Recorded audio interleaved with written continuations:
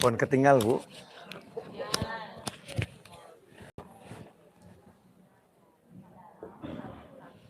Kurang. Ya, kelihatan penuh ya. Masya Allah.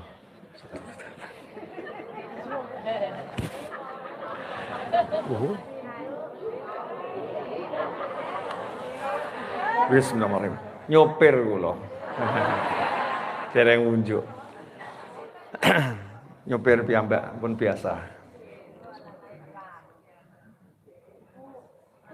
Alhamdulillah. Jazakallah khair.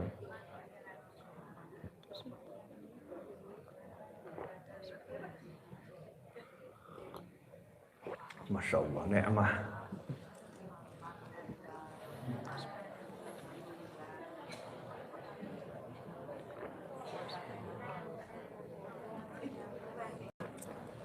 Enak, Bu.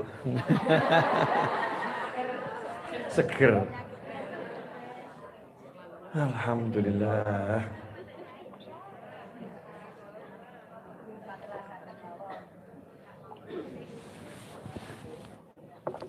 Jazakallah khair.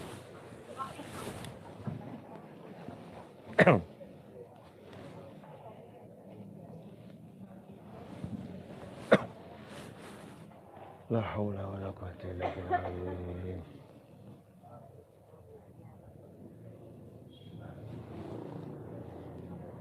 Ya. Saya lagi lihat diri saya sendiri.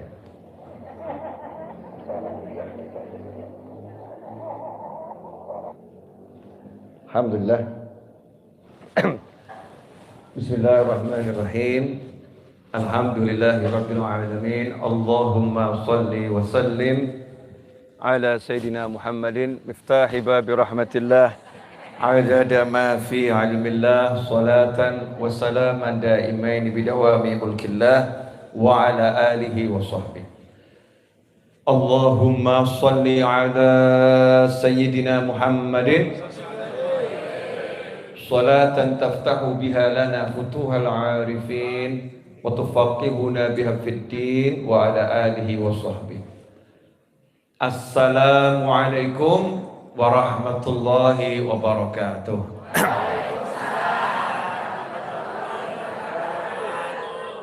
Alhamdulillah, setelah sekian lama akhirnya saya bisa ngaji lagi di sini. Alhamdulillah. Entah sudah berapa tahun ya di kantor ini.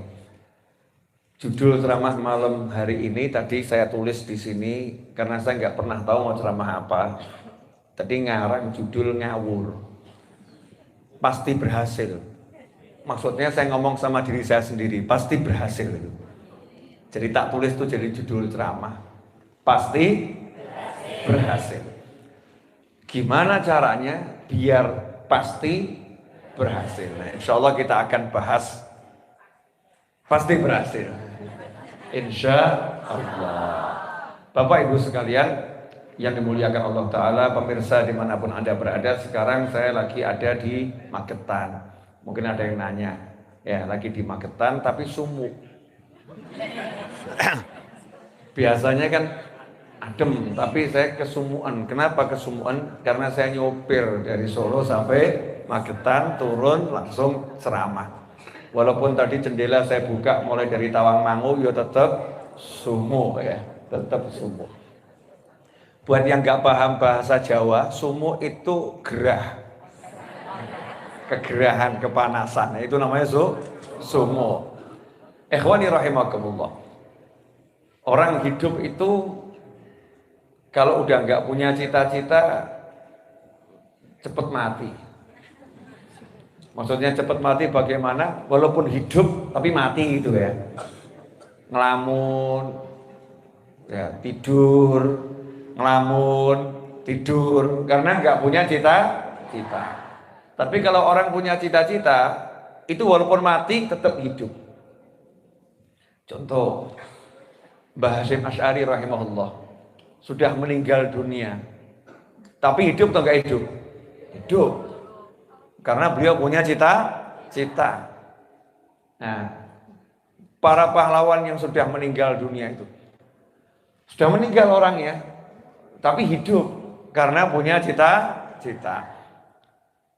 Kakek nenek kita sudah meninggal dunia, tapi dulu punya cita-cita, pengen punya anak, pengen punya cucu, gitu kan ya, pengen punya turunan yang pinter, yang soleh. Alhamdulillah sudah meninggal dunia, tapi hidup karena punya cita-cita. Tapi ada orang yang hidup tapi mati, gak usah rapi. Duwe bojo ruwet, berdasarkan pengalaman, punya istri ya ruwet, punya suami ya ruwet. Lebih baik aku hidup sendiri, berjaga sampai mati. Masya Allah. Kemudian di rumah ngapain kerja, ujung-ujungnya juga ngutang. Pengalaman, teman saya kerja semua, tapi utangnya banyak semua. Saya lihat pengangguran di perapatan bahagia nggak punya utang. Lebih baik saya nganggur daripada saya kerja. Setelah itu daripada di perapatan lebih baik di rumah. Daripada di rumah lebih baik di kamar. Ya di kamar daripada kagian mikir lebih baik tidur. Akhirnya hidupnya cuma turu. Kata orang mati osisan. Orang yang ngomong begitu ya silakan kamu mati sekalian karena nggak punya cita-cita. Nah orang yang punya cita-cita ini banyak yang stres. Punya cita-cita tapi stres. Ditanya kenapa kamu stres? Cita-cita saya gagal. Keinginan saya tidak tercapai. Yang saya inginkan diambil orang. Mungkin yang di belakang ada yang mengalami. Ya, yang saya inginkan diambil orang, macam-macam A sampai Z, stres gitu ya, stres. Nah, makanya kita mau belajar bareng-bareng gimana caranya kalau punya cita-cita, keinginan pasti berhasil. Saya nggak ngomong pasti dapat ya, tapi pasti berhasil. Dapat sama berhasil itu beda. Kadang yang dicari nggak dapat, tapi berhasil. Ya, dapatnya jauh lebih banyak, dapatnya jauh lebih baik, dapatnya jauh lebih hebat. Contoh, saya punya cita-cita dulu pengen jadi ahli informatika atau teknik komputer. Cuman ibu saya nggak ngizinkan saya kuliah jauh-jauh. Sementara fakultas itu dulu yang ada baru di ITB sama ITS. Di UGM baru ada bagiannya. Ya, belum betul-betul seperti di ITB atau di ITS di masa itu. Sementara saya mau ke Surabaya sama Bandung nggak boleh sama ibu saya. Nggak boleh jauh-jauh. Cita-cita ya cita-cita. Gimana caranya cita-cita berhasil? Simple, saya nurut sama ibu saya. Taat sama Allah Subhanahu wa ta'ala, taat. Maka pasti berhasil. Alhamdulillah. Walaupun saya ini ustadz ya, walaupun saya ini ngajar, jenengan lihat sendiri toh, saya bawa kamera handphone sendiri, betul ya? Kemudian juga ini dari semua orang yang live streaming, insya Allah nggak banyak yang punya mikrofon seperti saya. Ini wireless mic mini Rodego, harganya sekitar 2,7 sampai 3 juta. Pamer sekalian. Pamer yang di kanan saya. Sempat lirik kok mikir rodo aneh apa gitu kan ya. Rodego nih. Nah ini nyarinya juga saya nyari ke Jepang, nyari ke Korea. Ini nih nyari Jepang, Korea, Taiwan. Keliling saya sampai yang ngantarkan saya Bung Habib nyari apa? Sono gitu ya. Jalan kaki capek sampai tokonya capek ngedepi saya. Semua tak samperin nggak ketemu. Subhanallah. Setelah saya cari keliling nggak ketemu, ya nggak ketemu. Saya di rumah. Kira-kira 6 bulan kemudian, 1 bulan yang lalu ada tamu dari Amerika. Orang Indonesia kerja di Amerika, sudah tinggal di sana belasan tahun. Datang karena dia murid YouTube. Jadi biasa belajar dari YouTube. Nah pas pulang kampung, orang Lamongan pulang kampung, mampir ke Solo. Niat pengen hadir majelis langsung. Ngasih oleh-oleh. Oleh-olehnya yang saya cari. Nah, berhasil gak berhasil? Berhasil. Ya berhasil. Pasti berhasil. Jadi tidak ada kata gagal. Lah kalau dulu saya mikir gagal, setelah ketemu nih gagal gitu ya, nggak dapet. Tapi saya mikirnya pasti berhasil. Perkara cairnya kapan, wallahu alam. Nah ini sekarang saya streaming sendiri. Utak-utak komputer ya sendiri. Alhamdulillah ya paham gitu ya. Walaupun nggak kuliah, ustadznya dapat, ilmu komputernya juga dapat. Nah, ikhwani rahimakumullah, gimana caranya biar berhasil? Saya mau nanya sama ibu-ibu. Boleh ya, Bu? Dibandingkan Eyang Putri, jenengan dibandingkan Eyang Putri dalam ngurus anak hebat mana? Masa sih? Ibu kan hidup di zaman milenial. Semuanya tersedia, betul? Pendidikan sekarang kan katanya lebih canggih, sekolahnya lebih hebat, ya. Ya kan, Bu? Ya. Tapi berhasil mana? Ibu atau Eyang Putri? Berarti ibu lebih bodoh. Eyang Putri lebih pintar, gitu. Loh, kok enggak mau ngaku bodoh, kenapa? Atau ibu lebih pintar, tapi Eyang Putri lebih berhasil, gitu. Oh gitu. Ibu lebih pintar, tapi Eyang Putri lebih berhasil. Berarti berhasil nggak butuh? Oh nggak butuh pintar. Alhamdulillah Pak, ini ibu-ibu sadar. Mau berhasil nggak butuh pintar. Nah tapi kenapa ibu tiap pagi nasihati anaknya? Kamu kalau mau berhasil sekolah sampai nanti kuliah, sekolah yang pintar. Ada enggak yang nasihati gitu? Ada. Coba cek nanti. Lulusan sekolah itu yang langsung kerja sama yang nganggur banyak mana?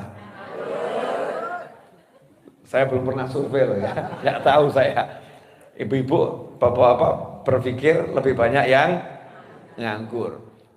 Menurut audiens ya nggak paham karena belum pernah cek data statistik dan penelitian dari seluruh kampus yang di Indonesia ini dalam 1 tahun itu yang diterima sebagai PNS berapa, terus yang buka wira swasta berapa, yang akhirnya memutuskan diri untuk nganggur berapa itu ya belum ada penelitian.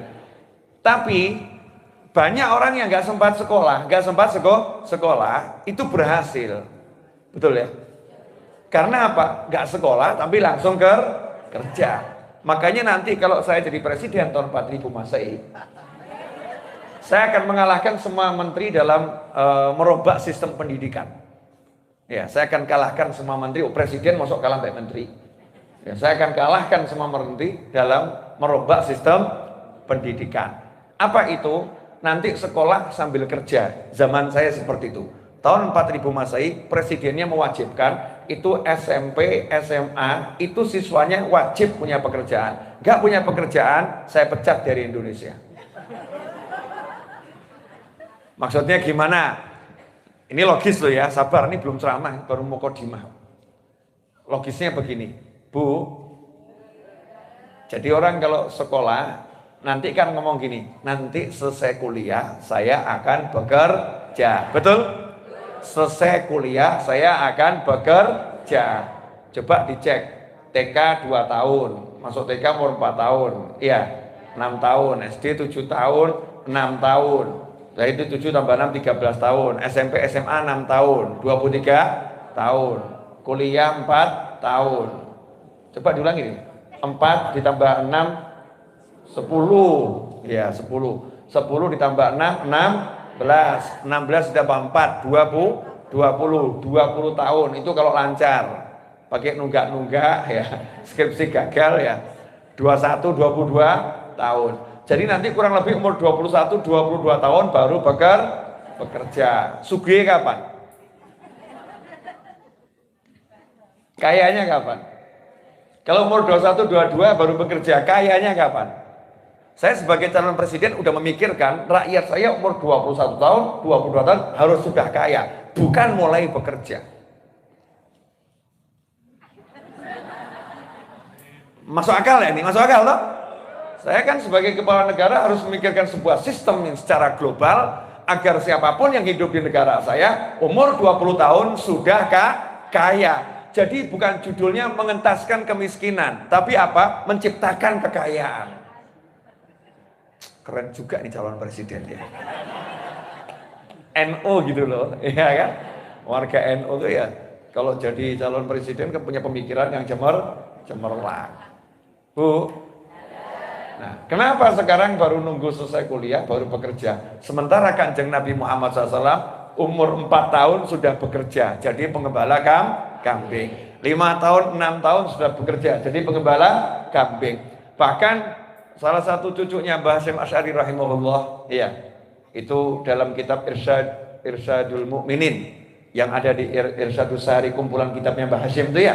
Ada satu kitab, kalau saya nggak salah judul Irsyadul Mukminin. Di situ disebutkan bahwasanya Kanjeng Nabi Muhammad SAW umur masih anak-anak itu sudah bekerja menggembala kambing bil ujroh. Bil ujroh artinya dengan digaji. Masih kecil sudah digaji, sudah kerja. Makanya Kanjeng Nabi Muhammad SAW umur 12 tahun itu sudah dilatih untuk kerja keluar negeri. Kerjanya keluar negeri, bukan menjadi orang yang upahan, karyawan, tetapi partnership. Sudah bagi hasil, sudah wira swasta, pedagang ulung, keluar negeri. Makanya Kanjeng Nabi Muhammad SAW umur 25 tahun sudah menikahi wanita terkaya di Jazirah Arab, saudagar terhebat di Jazirah Arab, yaitu Sayyidah Khadijah radhiyallahu taala anha. Kenapa? Pria paling ganteng, paling wangi, paling pinter kerja, punya duit. Wanita mana yang tidak mau dipersunting olehnya? Ibu ya, paling pinter, paling soleh, paling ganteng, pinter cari duit, punya duit. Terus melamar perempuan, kira-kira ditolak atau dikejar? Belum sempat melamar udah dikejar, betul kan ya? Lah kalau yang di belakang ini ya wallahu alam. Wajah dapat loh, wajah dapat ya. Duit belum tahu ya. Keahlian kerja belum jelas. Agama sudah dapat. Tapi perempuan zaman sekarang yang dilihat duit atau agama? Lu kok ibu ngaku toh bu? Yang dilihat zaman sekarang kan duit. Kalau Kanjeng Nabi SAW kan lengkap. Duitnya oke, gitu kan ya? Agama oke, ganteng oke, semuanya oke. Makanya beliau dilamar, dicari sama Sayyidah Khadijah radhiyallahu taala untuk jadi suaminya. Karena lengkap. Karena lengkap, punya semuanya. Nah, sementara kita didik anak-anak kita, kamu nggak usah mikir kerja, nanti saja lulus kuliah. Kamu nggak usah mikir kerja, nanti saja lulus kuliah. Salah, itu nggak sesuai dengan ajaran Nabi Muhammad SAW. Nabi dari kecil sudah dididik bekerja, maka kita umatnya harus niru. Dari kecil anak kita harus kita latih bekerja. Anak saya itu kadang bantu jualan buku kok. Abu ya, Ali mau bantu jualan buku, Anis mau bantu jualan buku. Ini Anis anak saya yang paling besar, bahkan ngomong Abu ya, nanti tak jualan suling ya. Karena dia suka suling yang bolong semua itu ya, yang halal tuh ya, bolong semua untuk hijir marawis. Nah itu dia suka sulingnya buat sendiri dari peralon. Terus ya, Bu ya nanti Anis mau buat suling tak jual ya, ojo gitu ya. Ya enggak usah, enggak apa-apa Bu ya. Saya senang dia ngelawan ngelawan saya dalam hal ini, enggak usah.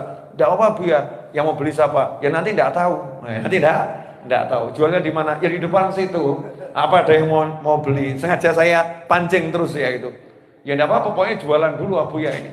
Saya senang karena dari kecil udah punya jiwa untuk bekerja. Ya insya Allah nggak akan punya jiwa pengangguran, jiwa bekerja dari kecil. Itu harus dimunculkan. Nah, itu memang cara Nabi Muhammad Shallallahu Alaihi Wasallam.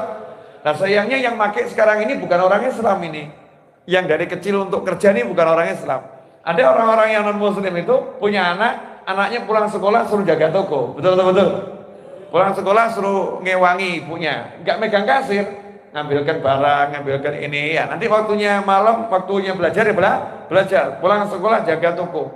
Begitu SMA ya disuruh bagian kasir, SMA bagian kasir, kuliah dibukakan toko. Selesai kuliah sudah punya toko, tokonya sudah jalan. Jadi selesai kuliah sudah kaya, tinggal pilihanmu. Kamu mau menggunakan titelmu untuk memperbesar tokomu atau kamu mau jadi karyawan seumur hidup. Ding ding ding ding ding. Jangan paham kan yang saya maksud tadi? Paham toh? Paham. Sebetulnya itulah ilmu Nabi Muhammad Sallallahu Alaihi Wasallam. Nah, kenapa kita nggak pakai? Makanya mulai sekarang kita harus berpikir bukan nanti kerja nunggu lulus kuliah. Nah, caranya biar berhasil sekarang. Biar berhasil. Nomor satu, biar orang berhasil itu harus punya gantungan yang pas, sandaran yang pas. Contoh, saya senden di sini, ya enak. Nah kalau beliau senden gelundung, karena nggak ada sendenannya toh ya, gelundung, betul. Tapi kalau saya bersandar sama sandaran yang nggak kuat, saya nekat senden, wong saya capek betul, gelundung atau nggak gelundung? Gelundung, kursinya cilik, atau senden yang geblak bareng sama kursinya, kan seperti itu. Nah dalam kehidupan ini ada nggak sandaran yang betul-betul kuat? Contoh misalnya, punya tabungan 200 triliun. Wow. Itu tabungan loh ya, tabungannya, belum aset yang lain, itu baru tabungan gitu. Punya tabungan 200 triliun. Terus kok dia bersandar sama tabungannya 200 triliun, itu kuat nggak kira-kira? Nggak kuat toh? Karena 200 triliun bisa hilang. Hilangnya caranya bagaimana? Ubahnya. Kalau emang disimpan dalam bentuk dolar, dolarnya ambio, ya uangnya juga ambio, kan begitu ya. Disimpan dalam bank, banknya dilikuidasi, ya uangnya juga ikut hilang. Disimpan di rumah, dimakan rakyat. Disimpan di toko, tokonya kobong. Disimpan dalam berangkas, berangkasnya kobong, kepanasan, dibuka duitnya remuk. Tidak ada yang bisa dijadikan sandaran duit. Teman. Masya Allah, apalagi teman. Ada paham betul. Teman itu yang kira-kira setia sama berkhianat banyak mana? Oh, pengalaman biasanya. Cari teman setia itu kan gak gampang, betul kan ya? Gak gampang. Teman kalau kita ajak ngobrol enak-enak ya enak-enak. Barang urusannya, tolong aku utang ngono. Ngilang semua itu. Ngilang semua. Oh, enggak bisa. Teman enggak bisa dijadikan sandaran. Apalagi kemampuan berpikir, ilmu, perencanaan, teori-teori mau dijadikan sandaran nanti dulu. Teori tempatnya di kepala. Kepala kejeduk sekali hilang kabeh. Ya, nggak sempat kejeduk, mumet titik aja, mumet titik. Gak iso mikir aku, gak iso mikir. Saya gak bisa berpikir. Gak bisa dipegang ini. Pengetahuan gak bisa dipegang jadi sandaran. Jadi yang bisa dijadikan sandaran siapa? Cuman satu nama, Allah. Siapa? Allah. Siapa? Allah. Nah kalau kita udah bilang Allah, ya bilang Allah, maka langsung 99 nama Allah Asmaul Husna yang diawali dengan Allah, itu masuk semuanya. Allah Maha Kaya. Oh tenang, teman saya adalah Allah. Allah sugih gak nontai. Semua kekayaan milik Allah. Berarti kalau saya berteman sama Allah, saya bersandar sama Allah, urusan duit selesai. Urusan duit selesai. Betul kan ya? Tinggal minta. Allahumma duit. Tinggal minta. Ya nanti ada caranya, pasti ada caranya. Tapi minta sama Allah, selesai atau enggak selesai? Nanti dulu, Allah Maha Kaya. Banyak loh orang kaya, duitnya banyak, tapi nyatanya enggak mau ngasih kita. Betul? Ya, Allah Maha Kaya, tapi juga Al-Mu'ti, Maha memberi. Loh ada loh orang kaya yang suka memberi, tapi berinya sedikit. Bakhil. Orang bakhil itu kan bukan nggak ngasih ya, ngasih cuman titik. Pelit amat, gitu kan ya. Nah itu terhitung Pak, bakhil kikir. Orang kayanya kikir ini, ngasihnya cuman sedikit. Allah ngasih tahu lagi. Al-Mu'ti, Maha Kaya, Maha Memberi, tapi Allah itu Maha Dermawan, Al-Karim, Al-Jawad, Maha Dermawan. Jadi kalau ngasih itu ya jor-joran, itu Allah Subhanahu wa Ta'ala. Nah kalau kita udah kenal Allah yang seperti itu, berarti urusan duit selesai atau enggak selesai? Selesai. Ya, duit selesai. Selain duit, apapun itu, kalau udah ngomongnya Allah Ta'ala, Allah Maha Bisa. Kita pengen apa? Allah bisa. Nah, Nah, kalau Allah bisa selesai atau enggak selesai? Selesai. Nah, caranya nomor satu adalah harus menyadari bahwasanya yang bisa dijadikan sandaran hanyalah Allah. Saya ngasih contoh boleh? Sepuluh kan kata, echonya dihilangkan bisa enggak mas? Bagian sound system. Apa namanya? Enggak pakai echo, dihilangkan semua. Dinolkan saja. Biar ibu enggak bingung. Tes 1, 2. Nolkan lagi. Tanpa efek. Santai aja bu. Itu tadi soalnya suara buat nyanyi. Kalau nyanyi bagus. Nah, cek. Terima kasih. Jazakumullah khairan. Pun cekap. Nah kalau begini enak ya. Jelas ya. Biar nggak gema-gema. Saya ulangi dikit boleh? Pemirsa dimanapun Anda berada. Jadi kalau pengen berhasil harus bersandar kepada Allah. Di mana itu disebutkan? Banyak sebetulnya. Tapi satu ayat saja. Qul huwallahu ahad. Nomor 1 ini dulu. Katakanlah yang ada, yang kuasa, yang hebat, yang tadi hanya Allah. Hanya Allah. Allah yang Maha Esa. Maka disebut surat Al-Ikhlas. Hanya ditujukan semua kepada Allah. Artinya ikhlas itu kan semuanya tujuannya ke Allah. Itu ikhlas. Nah ini katakanlah hanya Allah yang Maha Esa. Jadi yang lain nggak ada dulu. Itu syarat kalau mau berhasil. Tapi coba saya mau ngecek jenengan dulu. Pemirsa di rumah silahkan dicek dirinya. Boleh ya? Jenengan itu kalau mau berbuat, mikir Allah atau mikir kemampuan. Contoh-contoh, biar agak jelas. Mau ngelamar anaknya orang. Lihat duit dan kegantengan atau lihat Allah? Duit cukup, wajah lumayan, ya toh? Ya, insya Allah diterima. Duit kalau wajah amburadul. Wajah amburadul. Jadinya semangat ngelamar atau pesimis? Siapa yang mau terima saya? Gitu kan ya? Kenapa? Karena nggak jalankan perintahnya Allah. Qul huwallahu ahad. Katakanlah hanya Allah yang Maha Esa. Ya udah Allah dulu. Allah. Mau ngelamar anaknya orang, ada Allah. Wajah amburadul, gak apa-apa. Nanti kita minta sama Allah, biar khusus kalau dia yang lihat, gak jadi amburadul. Datang ke kiai, Yai, wirid ganteng. Masya Allah. Wirid kan? Ganteng. Maksudmu, pokoknya dia kalau lihat saya, jadinya ganteng. Wirid ganteng syar'i.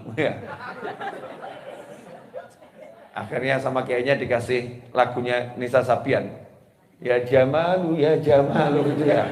Udah banyak nyanyi lagu ini Sabian, nyebut namanya Kanjeng Nabi Jamal ya Jamal, ben ketularan ganteng. Oh Masya Allah, siap Yai, rupanya wiridnya enak ini, nyanyi. Yainya torikohnya asyikiyah, yang asyik-asyik saja. Jadi nggak ruwet asyik gitu. Dikirnya yang enteng gitu. Ya, semua ada solusinya. Kalau udah ke Allah selesai. Kalau udah ke Allah selesai. Lah yang membuat orang gagal itu dari langkah awal sudah gagal. Langkah awal sudah salah. Tadi saya jam 8:20 masih baru keluar dari rumah. GPS-nya bilang 22.30 baru sampai di sini. 22.30 sampai di sini. Saya bilang sama teman-teman panitia, insya Allah jam 10. Jam 10. Rupanya panitianya udah belajar ilmu yakin. Jadi nggak telepon saya. Alhamdulillah. Ya, jam 10 kurang 3 menit saya sampai depan Alfamart atau Indomaret di pojok sana itu. Nah, saya buka peralatan dulu biar gampang dari tas kira-kira 1,5 menit gitu kan. Terus saya bilang 1 menit nyampe gitu ya. Ya teleponnya lagi parkir tadi, masang kamera dan sebagainya. Jalan sini pas sampai sini jam 10. Tapi kalau saya pakai akal dulu, terus lihat GPS, mesti ya nyerah. Melawan GPS setengah jam ini, pembalap aja belum tentu berhasil. Apalagi malam Ahad, malam Minggu ya. Tawangmangu rame, lewat tol sana nanti Madiun juga rame, gitu kan? 22.30. Wah, bismillah. Ya, bismillah model Al-Fatihah. Bismillah model Al-Fatihah. Ngebut ya nggak mungkin bisa, jalanannya rame. Tapi alhamdulillah nyatanya jam 10 sampai di sini. Kan gitu. Nah, caranya apa? Nomor satu, lihat Allah. Jangan lihat diri dan jangan lihat apapun, jangan lihat siapapun. Pasti berhasil. Gak mungkin tidak. Nah, kalau udah lihat Allah, diingatkan lagi sama Allah. Qul huwallahu ahad, Allahus samad. Betul kan? Allahus samad. Allah tempat bergantungnya segala sesuatu. Panitia pengajian ya yang urus Allah, bergantungnya sama Allah. Bos-bos perusahaan apapun ya bergantungnya sama Allah. Kamu kalau pengen kuat ya bergantung sama Allah. Jangan bergantung sama selain Allah. Kalau udah kamu bergantung sama Allah, di awal kamu lihat Allah, baru di situ mulai pakai ininya dikit. Pengen sampai Magetan gak telat, kira-kira gimana caranya ya? Kan sudah Fatihah, sudah minta sama Allah, sudah, baru mikir caranya kira-kira bagaimana. Dari dua jalan ini lewat tol atau lewat Magetan ya? Ya kelihatannya yang paling masuk akal kilometernya lewat Magetan, langsung Tawangmangu gitu ya. Udah lewat Tawangmangu. Tawangmangu biar cepet enaknya lewat mana ya? Oh, yang rada sepi lewat jalan lama. Jalan lama nanti udah keluar dari Tawangmangu, udah Cemoro Sewu, enaknya lewat mana ya? Oh, lewat Sarangan, jalan lama. Jeblus sudah sampai di Pelausan. Alhamdulillah, waktunya mengalahkan GPS. Walaupun GPS itu mengukur semua variabel ya, mengukur semua variabel. Nyatanya sampai pas, alhamdulillah. Nah, itu Allah cara. Nanti di jalan Allah akan kasih kamu sesuatu. Apa itu? Yang mestinya macet dibuat jadi tidak macet. Yang mestinya wangel dibuat jadi gampang. Yang mestinya terhambat, hambatan disingkirkan. Kalau kita udah ke Allah Subhanahu wa ta'ala. Saya punya pengalaman banyak tentang masalah ini, tapi nanti kalau diceritakan cuman judulnya cerita pengalaman, bukan pengajian. Ini kita kan pengajian, cari ilmu. Lanjut boleh. Walaupun pengalaman itu adalah ilmu yang paling bagus adalah pengalaman. Cuman kita bicara Al-Quran saja. Jangan pengalaman saya. Pengalamannya Nabi Musa alaihissalam. Pengalaman Nabi Musa. Dari kecil. Nabi Musa di masa kecil alaihissalam. Nabi Musa waktu kecil itu sama Allah dititipkan siapa? Siapa? Fir'aun. Terurus atau enggak terurus? Oh, Nabi Musa dititipkan Fir'aun saja terurus kok. Apalagi Kanjeng Nabi Muhammad SAW dititipkan kakeknya. Ya pasti lebih terurus. Paham kan? Nabi Musa dititipkan Fir'aun, ya itu terurus. Apalagi Kanjeng Nabi Muhammad SAW dititipkan ke ibunya, ibunya meninggal, dititipkan ke kakeknya, kakeknya meninggal, dititipkan ke pamannya. Terurus atau enggak terurus? Super terurus. Zahiran wa batinan. Nah, coba lihat proses Nabi Musa dititipkan ke Fir'aun. Fir'aun dapat bisikan dulu dari tukang-tukang sihir, ya, ahli nujum, peramal. Fir'aun waktu itu kan status Tuhan palsu. Tuhan palsu. Jadi T-nya kecil. Kalau T besar tuh Tuhan asli Allah. Kalau T kecil ya Tuhan palsu. T-nya kecil. Maka nanti kalau nulis dalam buku apa, jangan sampai keliru T kecil. Tuhan selain Allah, mesti T-nya kecil. Kalau T-nya besar, yaitu Allah Subhanahu wa ta'ala. Ini si tukang sihir ngomong, yang namanya paranormal itu ya ngomong. Akan lahir bayi laki-laki, dia nanti akan menghancurkan kekuasaan. Tuhan palsu takut. Wah, kekuasaan saya akan dihancurkan sama bayi laki-laki. Bayangkan tuh, ngaku Tuhan wedi bayi. Ngakunya enggak nanggung loh. Zaman sekarang kan banyak nih katanya di MUI itu. Saya lihat di berita muncul aliran-aliran aneh, orang ngaku jadi nabi, ngaku jadi nabi. Ya, ngaku jadi nabi itu buat Fir'aun enggak level. Fir'aun enggak mau ngaku jadi nabi, ngakunya jadi Tuhan. Makanya kamu kalau mau terkenal sekalian saja. Edan sisan. Ya, niru Fir'aun itu. Tapi Fir'aun tuh ngaku jadi Tuhan sembodo. Gak asal-asalan. Ngaku jadi Tuhan itu dia membuktikan dirinya itu layaknya seorang Tuhan. Kenapa? Saya bisa menghidupkan, bisa mematikan. Caranya gimana? Nah kalau yang pengen hidup ya nggak saya bunuh. Pengen mati ya tak pareni. Selesai. Berarti saya hidupkan dia, saya matikan dia. Fir'aun nggak pernah sakit. Dalam riwayat Fir'aun tidak pernah sakit. Hajatnya selalu keturutan. Fir'aun pengen apapun keturutan. Jadi jangan kalau hajat selalu keturutan, jangan-jangan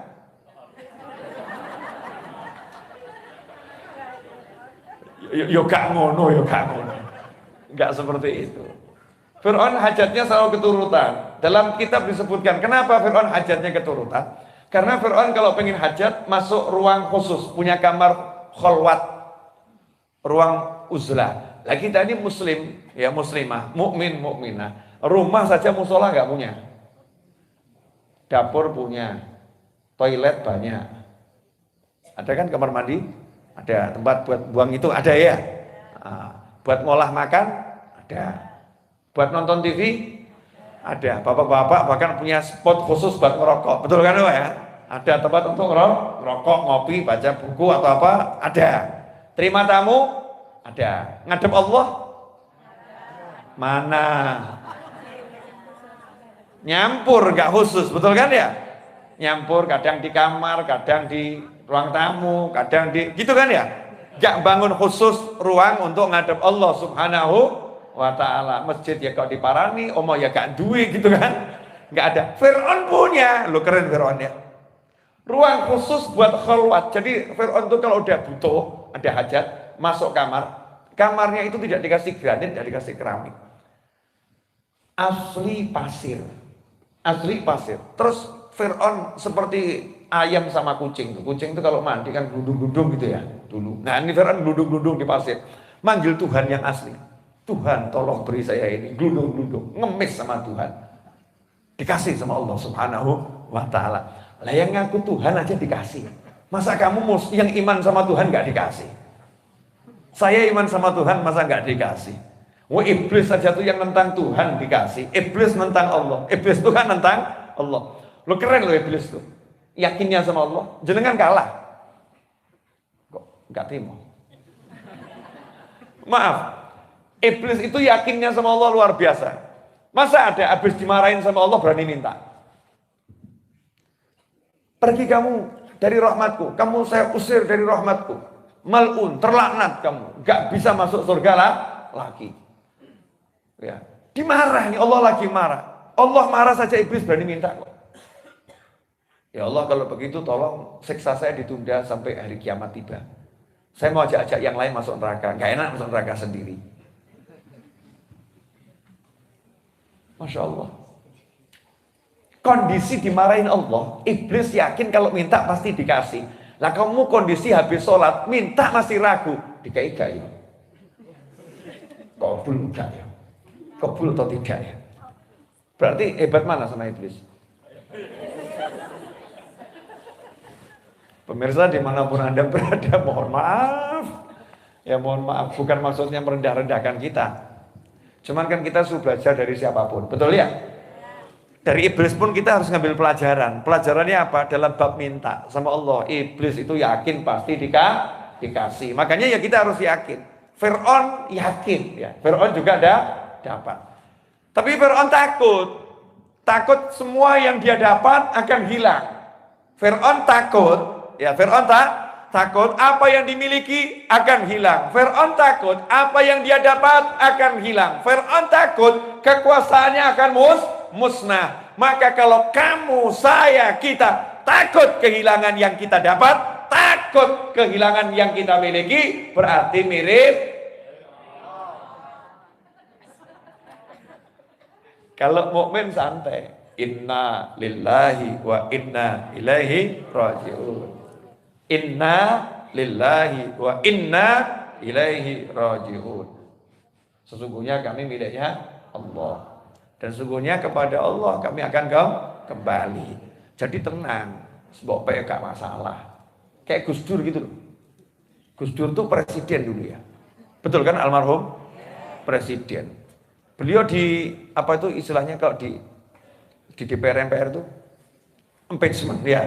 Saya kan takut salah, ini kan urusan negara. Kalau ngomong keliru kan bahaya. Dia apa? Impeachment oleh DPR MPR. Gus Dur protes atau legowo? Legowo. Kenapa? Inna lillah wa inna ilaihi rajiun. Nyantai, PN gak paten kan begitu ya. Seperti Pak Harto, Haji Muhammad Soeharto, Masya Allah itu 32 tahun berkuasa, disuruh turun PN gak paten, angel loh. Wah angel, jenengan aja suaminya diambil orang lain gak boleh. Ayo, betul kan Bu? Lah ya, orang lain pengen ikut-ikut memiliki suami jenengan, boleh enggak? Nah, itu baru suami. Loh Pak Harto kabeh loh ya.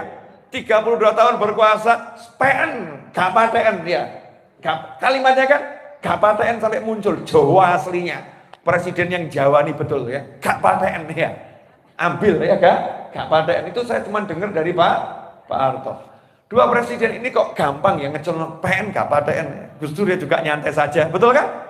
Setelah itu Gus Dur keliling ceramah kemana-mana kan nyantai aja, naik mobil ya, sedapatnya mobil ya, nggak ruwet gitu loh ya, nyantai-nyantai saja.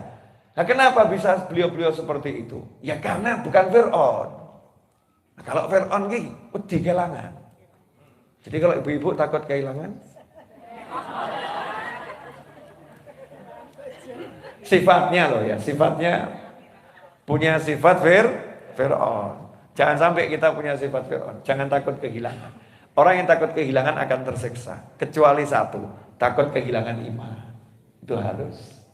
Takut kehilangan iman itu harus. Tapi kalau kehilangan bondo, naudzubillah min dzalik. Lahir saja nggak bawa apa-apa, mati ya juga nggak boleh bawa apa-apa. Betul kan ya? Masa hidup kehilangan kok takut? Nggak takut. Masa takut kehilangan kalah sama orang gila? Orang gila nggak punya apa-apa bisa bahagia kok.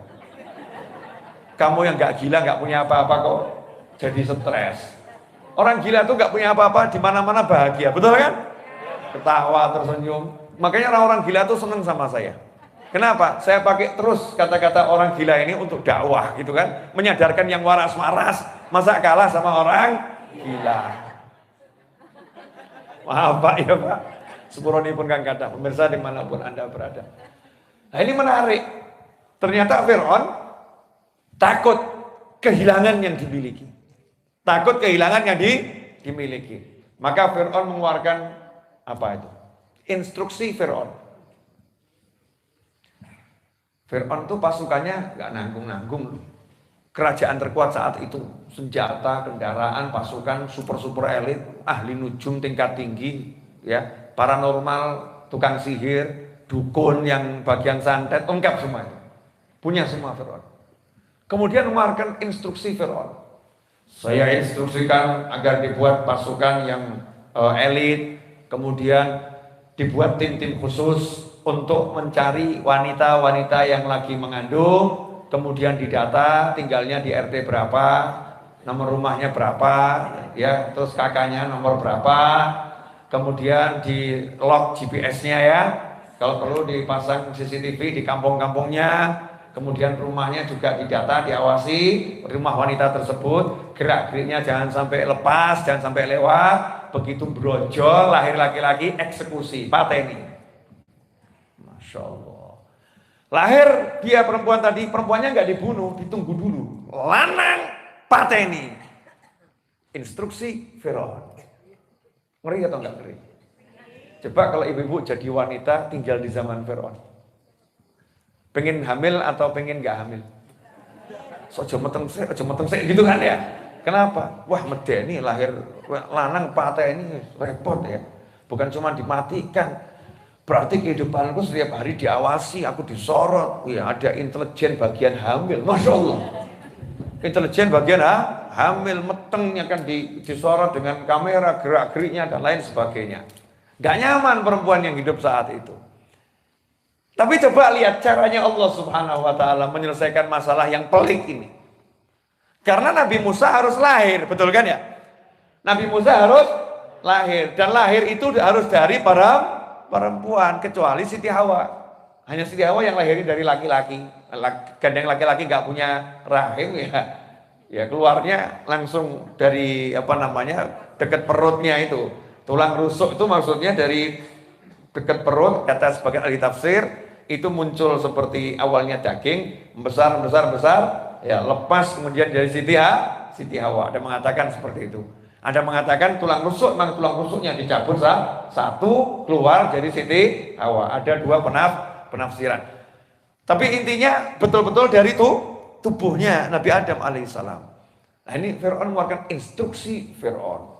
Pasukannya, ya intelijen Fir'aun semua kerja. Karena kalau nggak kerja, dibunuh sama Fir'aun. Takut semua.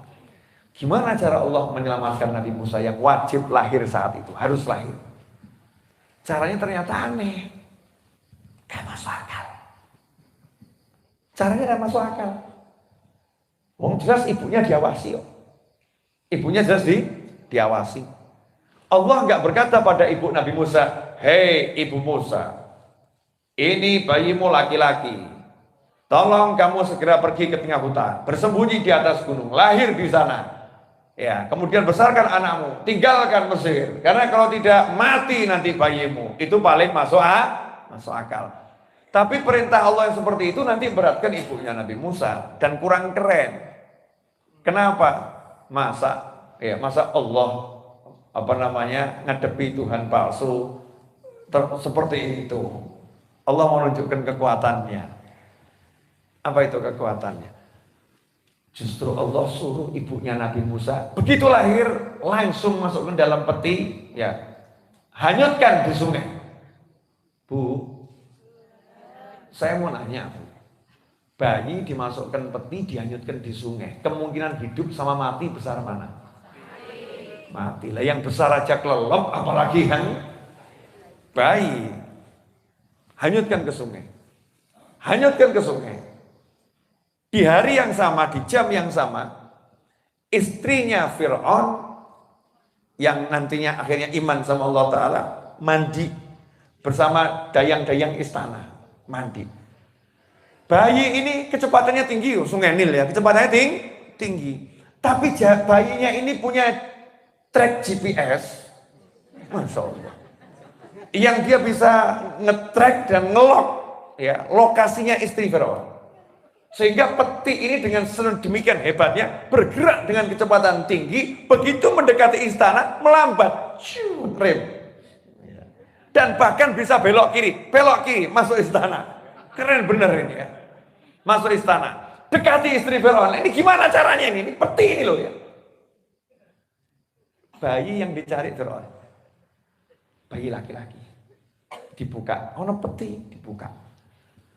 Loh, anak lanang, lucu. Kebetulan istri Fir'aun gak punya anak. Dan Fir'aun gak punya anak. Dapat anak laki lucu, digendong sama istri Fir'aun. Saya mau nanya, kalau ibu jadi istri Fir'aun, paham gak kalau Fir'aun lagi cari bayi laki-laki? Paham. Logikanya, ibu bawa ini ke Fir'aun atau sembunyikan dari Fir'aun? Kalau menurut akal, sembunyikan atau bawa menghadap? Kalau ibu senang, disembunyikan loh ya. Tapi Allah lain merintahkan istri Fir'aun. Hatinya dikuatkan. Bawa ini menghadap Fir'aun. Bayangkan Fir'aun buat pasukan khusus, intelijen khusus, tim khusus, instruksi khusus. Cari bayi laki-laki yang baru lahir. Bunuh. Sama Allah Ta'ala. Gak usah mbak golei. Tak enterno. Keren Tuhan kita. La ilaha illallah. Allahu Akbar. Subhanallah, Masya Allah. Allah gitu loh. Makanya bersandar sama Allah. Qul huwallahu ahad. Allah. Ngapain yang lain? Allahus somad. Oh, hebatnya seperti itu. Fir'aun begitu lihat bayi tadi, istrinya ngomong, yuk ini jadikan anak angkat yuk. Siapa tahu bisa nyenengkan saya dan bisa nyenengkan kamu. Istrinya tuh nggak ngomong bisa nyenengkan kami. Karena paham, Fir'aun nggak bakal seneng. Nah ini bisa nyenengkan kita loh nanti, nggak gitu. Tapi dipisah, nyenengkan saya, nyenengkan kamu. Karena istrinya paham, Fir'aun nggak bakal senang, tapi dia senang. Makanya kalimat di Al-Quran dipisah. Qurratu ainin li, ya, penyejuk hatiku dan juga penyejuk hatimu. Akhirnya Fir'aun nurut sama istrinya. Dipe anak, diambil jadi anak. Di sini ada pelajaran bapak-bapak. Urusan apapun pengen berhasil, ajukan perempuan. Selesai masalah. Belajar langsung dari Al-Quran. Urusan apapun, kamu pengen berhasil, kedepankan tuh utusanmu perempuan. Kalau udah utusannya perempuan ini, Masya Allah, ahli lobby tingkat tinggi. Makanya sales mobil itu, kebanyakan yang jaga di depan mobil, itu adalah perempuan. Orang jual motor itu biasanya salesnya yang bagian paling utama siapa? Masya Allah, sales rokok juga. Oh, saya pernah ketanggor sales rokok itu. Saya pernah ketemu sales rokok di mall, saya lagi makan, ditawari, Pak rokok. Waduh, maaf Pak, saya nggak berani ngerokok. Kenapa Pak? Pinjam rokoknya. Saya ambil satu Pak. Ini loh Mbak yang buat saya takut. Peringatan pemerintah, perokok dapat menyebabkan penyakit kanker, kelainan jantung, impotensi, ya, bla bla bla bla, macam-macam tuh ya. Mbaknya ngomong, maaf Pak, ya, saya takut nih Mbak, kalau impoten nih, gara-gara kalau impoten kan saya takut Mbak. Kalau yang lain nggak begitu menakutkan, tapi kalau ini saya takut Mbak. Gitu. Canda sama mbaknya. Mbaknya mesem, maaf Pak, Bapak salah cara membacanya. Salah gimana? Loh, hebatnya perempuan ya Bu ya. Wedok tenang nih. Saya sampai sekarang tak bawa di pengajian, bedek-bedek kok pinter men gitu loh. Begini Pak, izinkan saya yang baca. Oh silahkan. Bapak tadi kan membacanya begini, merokok dapat menyebabkan penyakit kanker, bla bla bla gitu kan. Iya Pak? Iya. Salah Pak. Terus cara bacanya begini Pak. Merokok ya, merokok dapat menyebabkan. Merokok dapat menyebabkan kanker. Kalau merokoknya beli Pak, nggak sakit kanker. Nah itu yang sakit itu merokok dapat Pak, yang gratisan-gratisan itu, nah itu kena penyakit Pak. Kalau Bapak beli, nggak kena penyakit. Saya bilang dasar sales kamu, pinter betul ya. Ternyata betul ya, perempuan hebat ya, hebat Pak. Makanya banyak orang tuh kalau ditawari, Bapak mau beli mobil, tanya istri saya dulu. Bapak mau beli rumah, tanya istri saya dulu. Maka kunci zaman sekarang itu, ajukan wanita, temukan dengan wanita. Kamu akan menguasai dunia. Ilmu dari istrinya, Fir'aun Sayyidah Asiyah alaihissalam ya. Ini kan mukminah yang luar biasa. Boleh dilanjut? Wah, ini tanya ngawe-awe. Monggo diunjuk.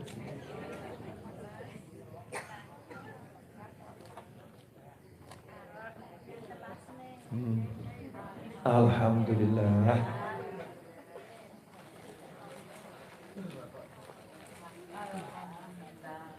Alhamdulillah. Saya tuh minum sama kerungu di dapur belakang masih guyup rokok dapat katanya. Gereng rokoknya gratis ya kanker. Kalau beli tambah sehat itu iso-iso nih gitu ya sales. Wedok soalnya wedok. Ahli.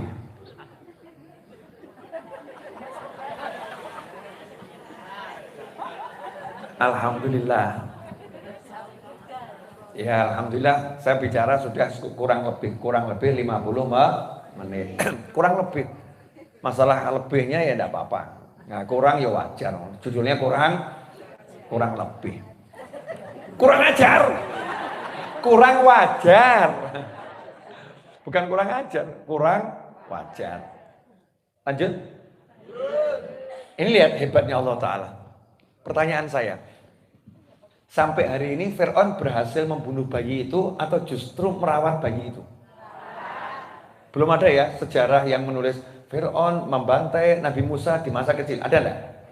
Enggak ada. Dirawat. Di mana Nabi Musa tidurnya waktu bayi? Di istana. Di istana di mana tidurnya? Bagian paling hebatnya istana. Di mana itu? Kamar raja. Di kamar raja siapa? Raja Fir'aun. Di kamar Raja Fir'aun tidurnya di mana itu? Di antara Fir'aun dan istrinya. Di kasurnya Fir'aun. Sementara pasukannya bekerja. Cari bayi lagi-lagi. Cari bayi lagi-lagi. Pateni. Tiap hari Fir'aun khotbah itu. Cari bayi lagi-lagi. Pateni. Datang gimana lapor? Wah, tidak ada itu. Yang laki sana udah saya bunuh. Ini Masya Allah. Yang ini laki-laki. dikasih makanan terbaik, ya, dibagi apa namanya, yang bagian ini jaga anak yang terbaik, pakaian yang terbaik. Suatu hari nangis Nabi Musa karena Allah tahu ibunya Nabi Musa kangen dan Allah janji kenterno, nanti saya kembalikan, ya, nanti saya kembalikan. Ini tidak masuk akal lagi, suruh menghanyutkan nanti dikembalikan, tidak masuk akal. Tapi nurut, sami'na wa ata'na, nurut sama Allah Ta'ala. Caranya Allah mengembalikan ajib, subhanallah. Gimana caranya Allah mengembalikan? Allahu Akbar. Nabi Musa dibuat tidak doyan minum apapun dan tidak mau makan apapun. Nangis. Nabi Musa nangis, gak makan, gak minum. Istrinya bingung, Fir'aun bingung. Bahkan Fir'aun ngomong, ini anak angkat saya ini. Mati nanti anak saya ini. Ini kalau gak makan, gak minum, mati ini. Carikan ibu yang bisa menyusui. Masya Allah. Sampai akhirnya raja buat sayembara cari ibu yang bisa menyusui anak laki-laki. Masya Allah. Koplak opora. Subhanallah ya. Itu instruksi pertama, bunuh bayi laki-laki. Instruksi kedua, carikan ibu susu untuk bayi laki-laki. Rakyatnya ya bingung tuh ya. Kira rajane ra genah. Dua instruksi kok tidak apa namanya? Sinkron ini. Satu suruh bunuh, satu suruh hidup. Betul kan ya? Satu berupaya mata ini, satu berupaya agar hidup. Dan hadiahnya besar, besar. Masya Allah, datanglah wanita-wanita yang baru melahirkan, yang masih menyusui setahun, 2 tahun itu kan, yang masih punya ASI datang. Allah Ta'ala bilang sama Nabi Musa, ojo doyan. Cedai sama ibu-ibu dari Magetan. Magetan, gak cocok gitu ya. ASI Magetan ditolak sama Nabi Musa. Ibu-ibu dari Solo, ya dari Solo, wah, nangis lagi. Ini kerajaan kan, dari semua wilayah, semua nangis. Gak ada yang diambil aslinya. Nah, ibunya Nabi Musa kan tahu ibunya ikut sayembara. Nabi Musa paham. Simbo, my mother. Mamaku, ya kan Umi, sebutnya apa terserah, cik bayi ngelirik paham ibuku. Begitu deket langsung mencep, diem. Ya, begitu digendong senang, minumnya puas. Akhirnya digendong, disusui sama ibunya sendiri, ya tidak ada yang tahu kalau itu ibunya kan ya. Disusui, ditimang-timang, muter, ya sehingga ibunya ikut merawat Nabi Musa. Dari pinggiran dibawa sama Allah ke istana, digaji. Susu-susunya dewe digaji. Betul kan ya? Digaji. Lihat caranya Allah itu, digaji. Nabi Musa dimuliakan, ibunya dimuliakan. Nah, yang stres siapa? Fir'aun. Subhanallah.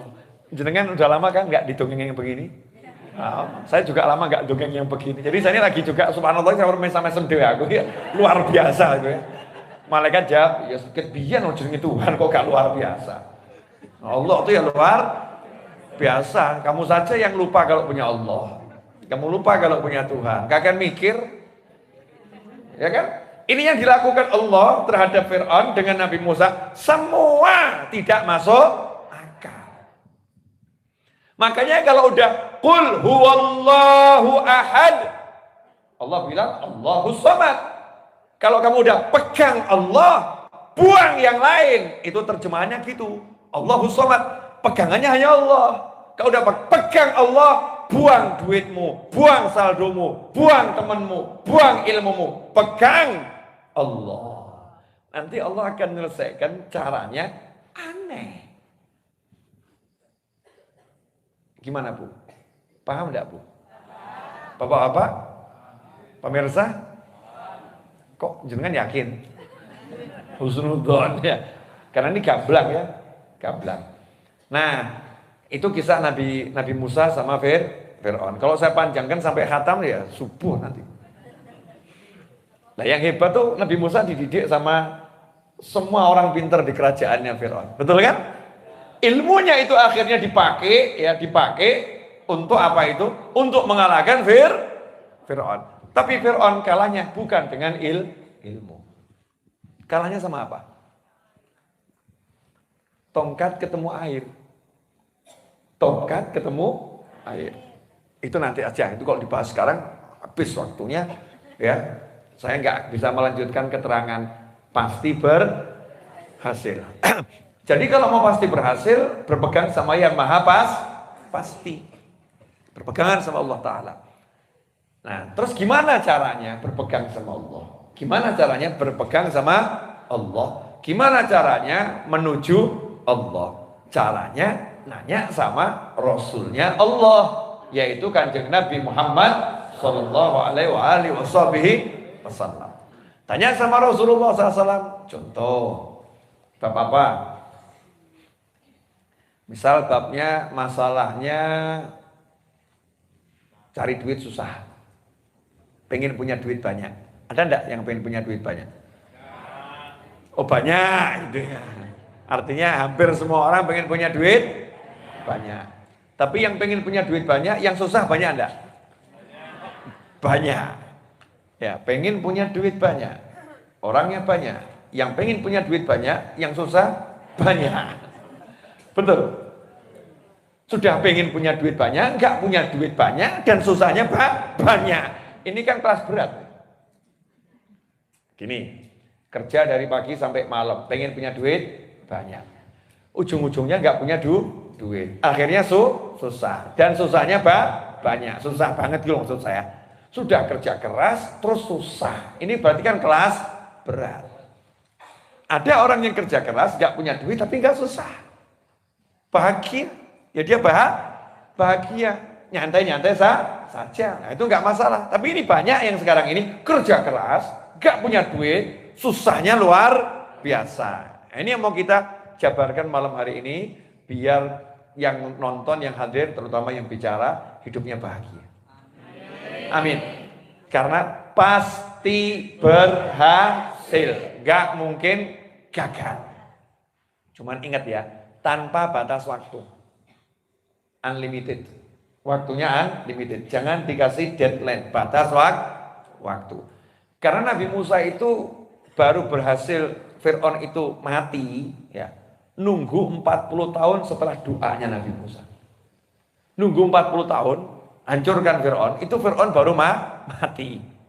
Jangan dikira 10 tahun enggak berhasil. Enggak, berhasil, tapi untuk wujud itu ya memang terserah Allah Subhanahu wa Ta'ala. Ashabul Kahfi pengen kerajaannya yang zalim itu dirubah. Penguasa-penguasa yang lalim itu disingkirkan.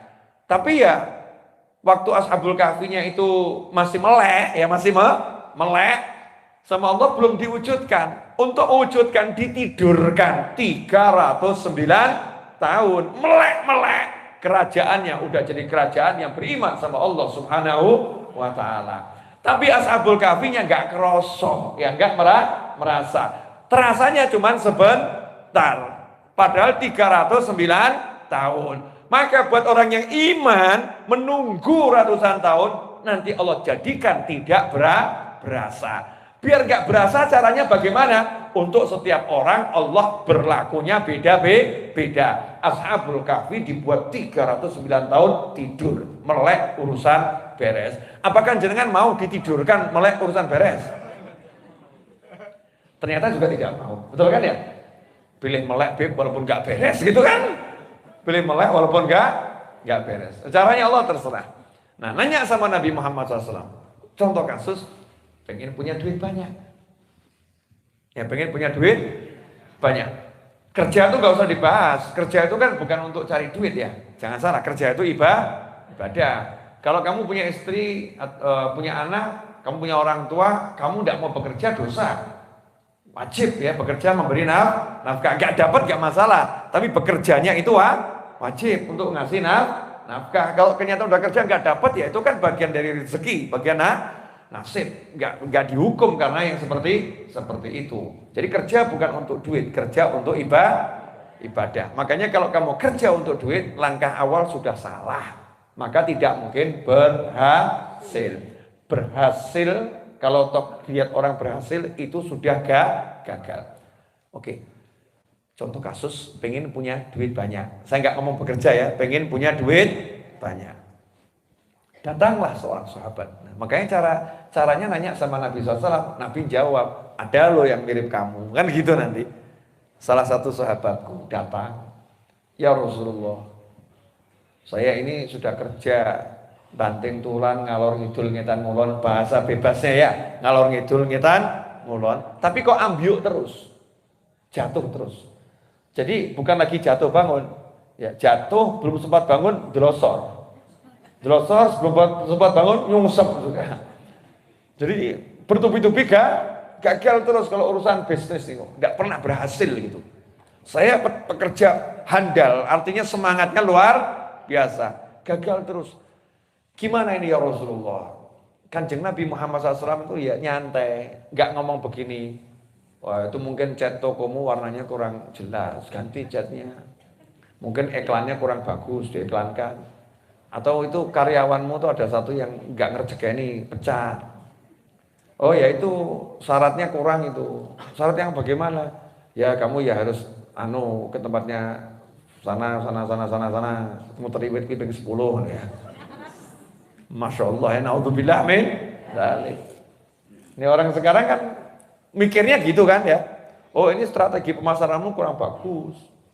Oh ini kamu ya iklannya kurang oke gitu. Iklannya kurang oke. Temennya lagi dukunmu kurang apa? Naudzubillah min dzalik.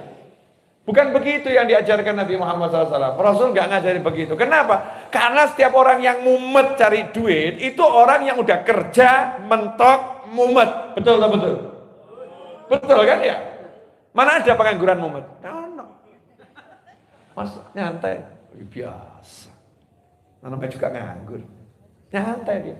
Bahkan gitaran.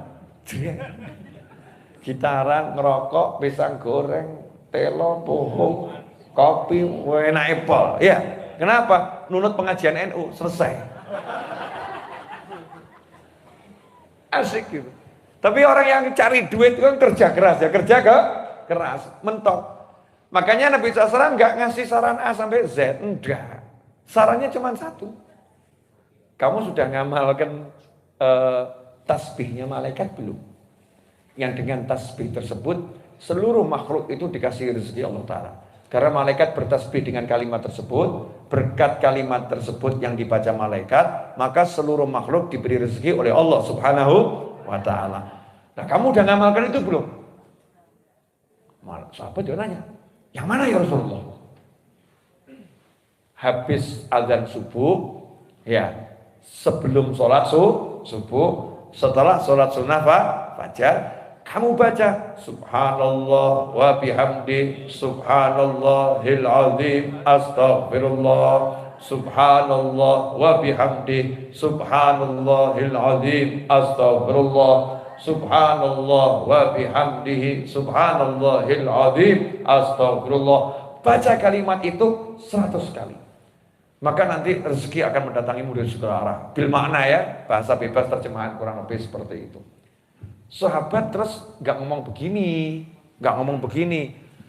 Mau soto Kanjeng Nabi, mau saya gelundung yo kayak untuk duit, masa modal duduk silo kok dapat duit. Apa sih relevansinya zikir ya bisa merubah kerja saya jadi berhasil. Rasul nggak ngajari strategi dagang enggak ya. Jalankan yang udah biasa kamu jalankan. Biasa ke toko ya ke toko, biasa ke pasar ya ke pasar. Oh saya kemarin ke pasar gak ada hasilnya. Setahun ke pasar gak ada hasilnya. Iya, belum kamu jalankan tasbih malaikat. Tasbih malaikat jalankan, kerjaan biasamu jalankan. Nanti Allah akan buat kamu didatangi rezeki dari segala arah. Ya, nah kalau sahabat gak pakai amin. Yakin. Kalau amin ini tadi kan amin rada was-was. Apa iya ya? Amin harap juga. Muga-muga gitu kan ya. Kalau sahabat tadi nggak pakai amin, tapi mantep, ya. Karena yang ngomong Nabi.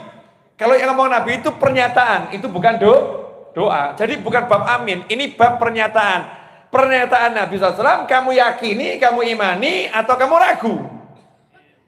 Nah kalau memang udah kul wallahu ahad, harus yakin dengan semua ucapan Nabi Muhammad Sallallahu Alaihi Wasallam. Sahabat pulang yuk mantep. Cita-cita ngenteni azan subuh, berarti sebelum subuh melek. Betul kan? Mau cita-cita pengen, contoh loh mas-mas yang di belakang tuh. Cita-cita pengen menghadang si dia.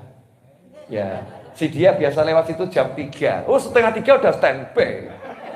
Setengah 3 standby. Kenapa? Jam 3 dia akan lewat. Jangan sampai terlewatkan. Gitu kan ya? Setengah 3 udah standby. Kan begitu. Nah ini ngenteni azan subuh. Karena nunggu azan subuh ya sebelum subuh udah melek, seger. Ngapain? Siap-siap tasbih malaikat. Masya Allah. Begitu Bilal azan, Allahu Akbar. Seneng sahabat. Yes, suki. Kan begitu.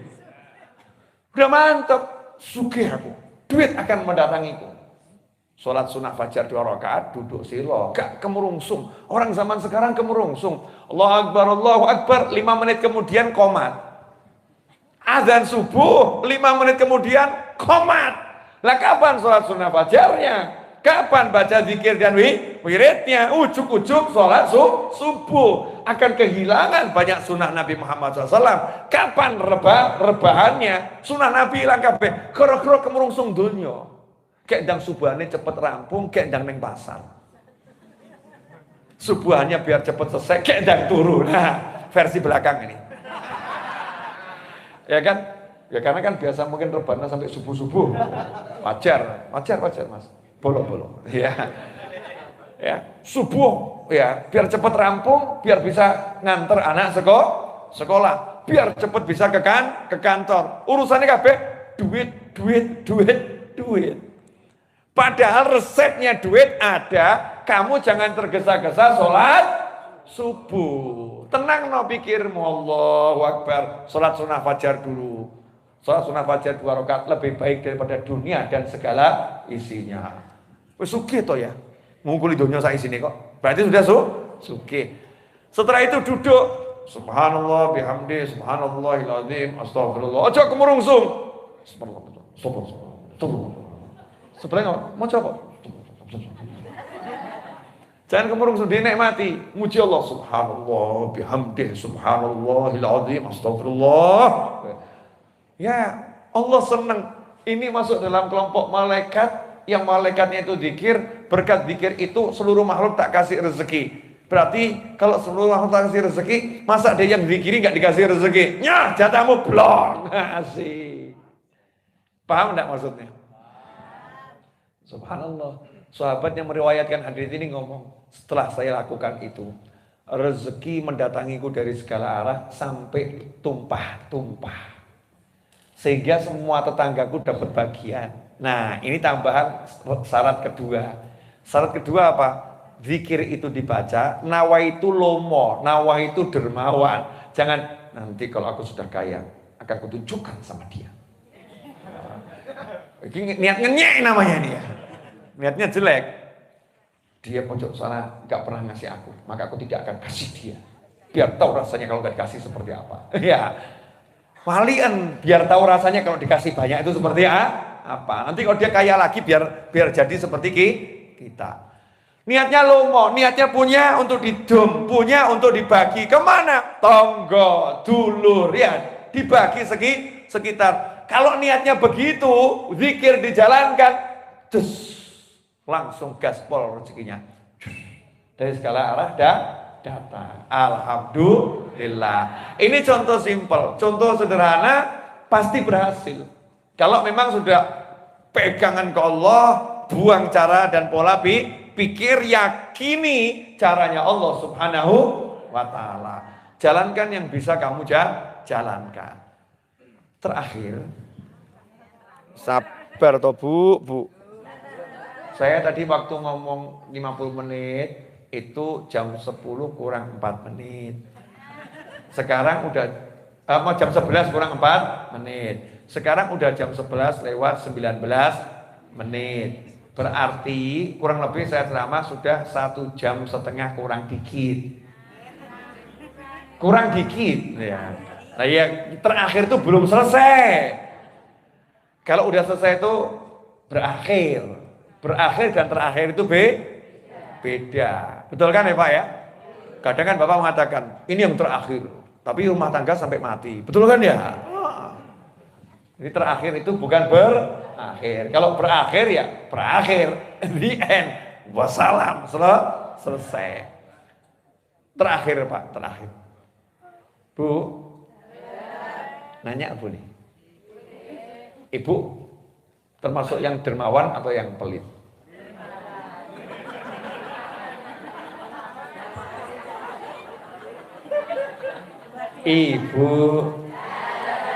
Ibu dermawan atau pelit?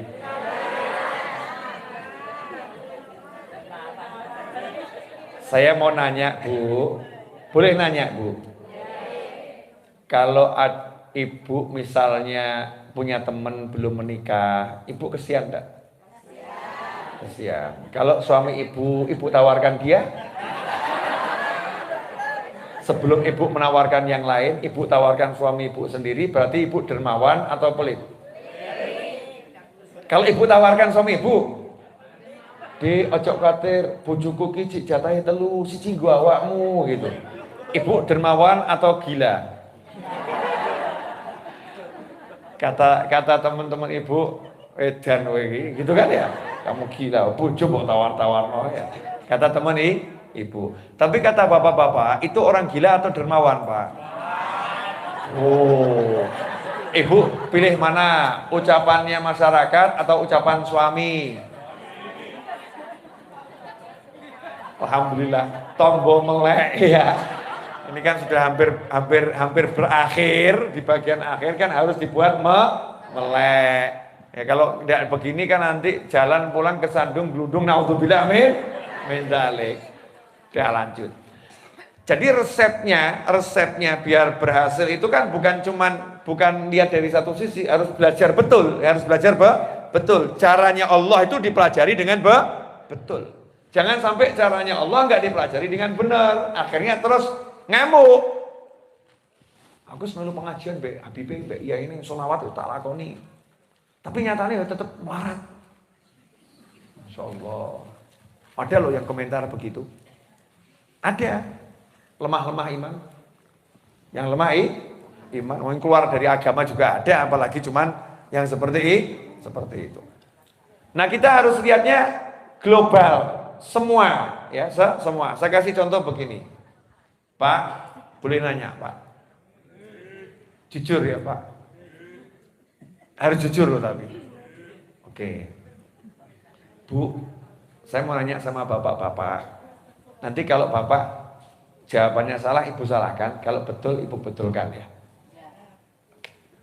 Pak, jenengan kalau ngasih uang ke istri itu dengan hati yang senang dan lega, berusaha ngasih banyak, atau jenengan irit-irit?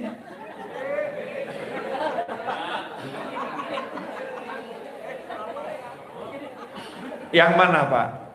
Lega dan nyoh atau ya? Yang mana Pak? A atau B? A lego, B irit. Yang mana? Sebentar, saya mau nanya sama ibu. Menurut perasaan ibu-ibu, bapak-bapak itu tampak lego atau gelo?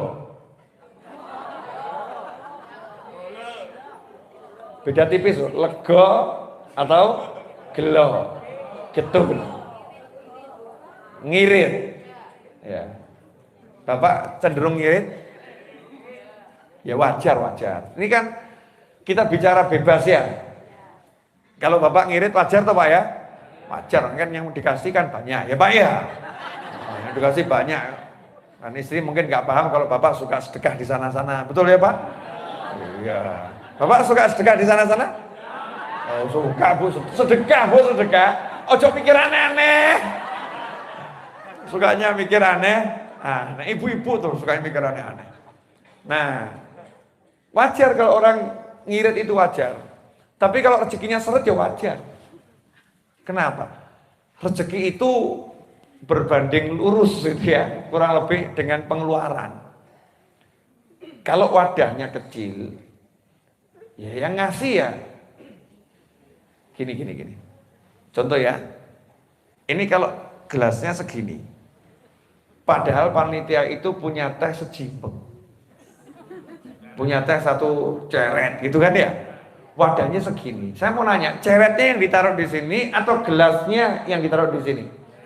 Gelas. Kemudian ngisinya seukuran ceret atau seukuran gelas?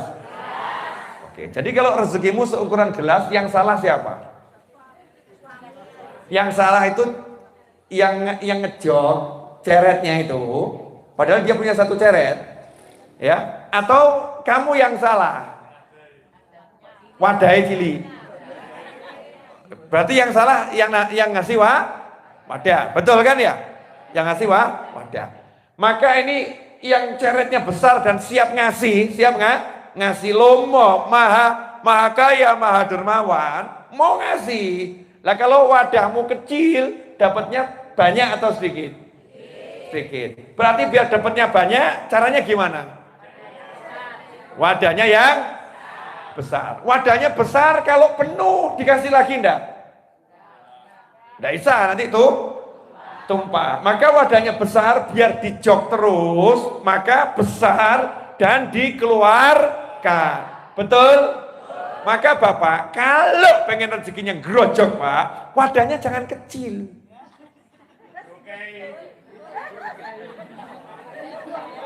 Sabar, maksudnya anak 10, gitu loh ya. Anak 10, makanya orang Jawa punya satu kalimat indah, banyak anak, banyak rezeki. Betul kan? Nanti kalau saya jadi presiden tahun 4000 Masehi, boleh toh ya punya cita-cita? Punya pemikiran yang agak berbeda, boleh toh? Ya, kalau hukum sekarang mengatakan 2 anak cukup, kalau saya presidennya 20 anak cukup. 20 anak cukup. Nanti akan timbul masalah. Tugas saya sebagai presiden mengatasi masalah. Tapi banyak anak menyelesaikan banyak masalah. Buktikan Habib, jangan asal bicara. Saya tidak asal bicara. Ya, tanakahu taksuru. Nabi memerintahkan menikah agar kita punya anak keturunan yang banyak. Kemudian setiap bayi lahir ada rezekinya sendiri-sendiri. Berarti kalau kita punya anak 10, kita punya anak yang punya rezeki 10. Berarti rezeki kita banyak. Makanya orang Jawa bilang banyak anak, banyak rezeki. Habib itu teori, bukan teori. Itu pernyataan Nabi. Dan itu sesuai kenyataan. Kami ingin bukti. Oke, saya buktikan. Salah satu negara dengan jumlah penduduk terbesar di dunia adalah Cina. Benar? Coba sekarang, negara termasuk yang paling superpower sekarang mana? Amerika kalah sama Cina. Amerika tuh punya nama, tapi perdagangan semua dikuasai oleh Cina. Gara-gara apa Cina jadi kuat? Karena rakyatnya banyak. Ya, karena rakyat banyak dan bersatu. Banyak dan bersatu. Berarti teori banyak anak banyak rezeki itu betul. Makanya sebagai calon presiden tahun 4000 Masehi, walaupun masih nunggu kurang lebih 2000 tahun, maka saya mulai sosialisasi dari sekarang. Sehingga nanti di masa depan tidak kaget kalau nanti banyak anak. Dan itu bab anak. Yang saya maksud besarkan wadah simpel begini. Ibu-ibu jangan takut punya anak. Apalagi takut nanti ngasih rezeki. Itu kekufuran yang tidak disadari. Karena ibu merasa yang ngasih rezeki itu bukan Allah tapi pekerjaan. Suami pekerjaannya begini, suami begini, atau suami sudah nggak ada. Ya, suami nggak ada artinya ada tapi tidak ada. Paham ya? Ya ada tapi tidak ada. Datangnya mungkin cuma sebulan sekali, 2 bulan sekali, kerjanya jauh, hasilnya sedikit. Nanti kalau punya anak lagi bagaimana? Bagaimana nasib saya? Hidup saya bagaimana? Itu yang membuat ruwet karena udah salah menganggap suaminya tuh Tuhan, menganggap pekerjaan tuh Tuhan. Padahal yang ngasih rezeki Allah Subhanahu wa taala. Besarkan wadah di sini, yakin hatinya tuh dibesarkan. Yakin seberapapun butuhku Allah bisa mencukupi. Seberapapun butuhku Allah bisa mencukupi. Semakin banyak butuhku berarti semakin banyak rezekiku. Maka mulai buat daftar kebutuhan. Saya pengen nyekolahkan anaknya ini, saya pengen bantu musola ini, saya pengen bantu masjid ini. Oh, saya pengen ya biar istri saya itu punya baju A sampai Z lemari ini kebak gitu kan ya. Saya pengen anak saya begini. Butuhmu yang akeh. Butuhmu yang banyak. Begitu butuhmu itu banyak dan betul-betul butuh. Butuhmu banyak dan betul-betul butuh untuk Allah ya, maka otomatis dijawab. Otomatis. Rezeki ini gampang. Boleh saya buktikan? Boleh? Cek itu para kiai. Ulama yang punya pesantren-pesantren itu. Butuhnya banyak enggak? Banyak. Rezekinya banyak enggak? Banyak. Betul kan? Jadi orang yang butuhnya banyak, rezekinya banyak. Berarti sekarang cara biar rezekinya banyak gimana? Banyak butuh. Nah, maka ibu mulai ngomong sama bapak, Pak aku butuh ini, butuh ini, butuh ini, butuh ini. Bapak nanti mengatakan, Alhamdulillah.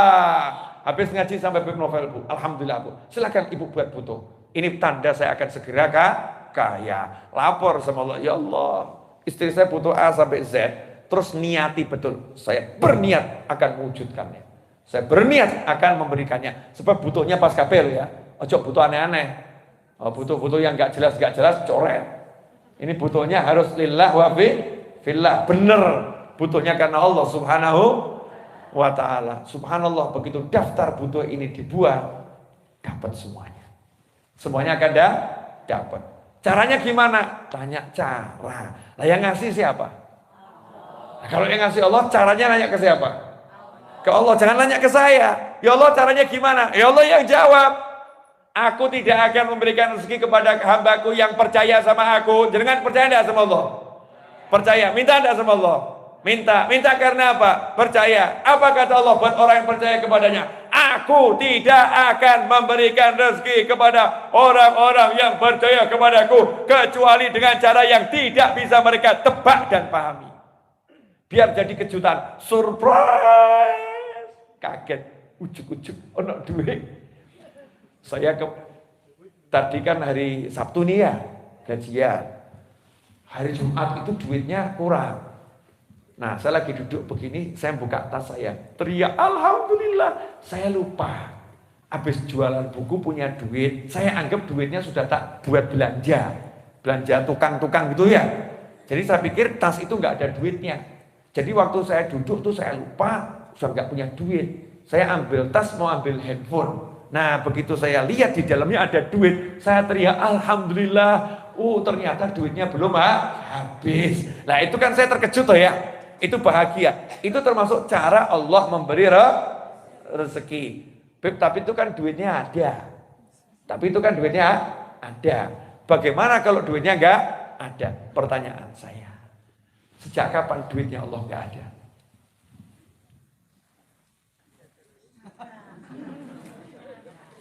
Allah maha kaya enggak? Berarti ada enggak duitnya? Ada. Kan tinggal diantarkan ke kita, betul? Kita tinggal terima kan, betul? Ya, kan cuma tinggal percaya saja. Enak atau modal percaya? Percaya. Duitnya ada kok.